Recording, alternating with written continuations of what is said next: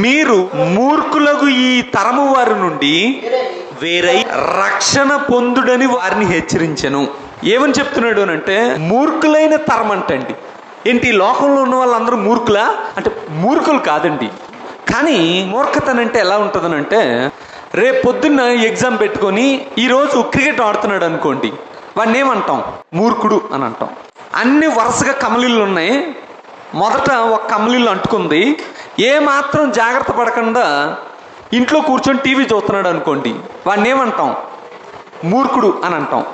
లోకంలో ఉన్న వాళ్ళు మూర్ఖులు కాదు, కానీ ప్రమాదం ఆ చివర ప్రారంభమయ్యి వస్తున్నప్పుడు కూడా జాగ్రత్త పడకుండా నెమ్మదిగా ఉన్నది, ఏం ప్రమాదం లేదు అని అనేవాడిని ఏమని అంటామనంటే మూర్ఖుడు అని అంటాం. ఇప్పుడు అపోస్తులుడైన పేతురు మూర్ఖులైన ఈ తరము అని అంటున్నాడు. మూర్ఖులైన తరం అని అంటే, లోకాన్ని దేవుడు నీటితో నాశనం చేశాడు ఒకసారి, ఒక పట్టణాన్ని దేవుడు అగ్నిగంధకాలతో నాశనం చేశాడు. ఇప్పుడు యేసుక్రీస్తు వారు ఏం చెప్తున్నారు అని అంటే, మరలా దేవుడు ఇంకోసారి నాశనం చేయడానికి సిద్ధంగా ఉన్నాడు అని చెప్తున్నాడు.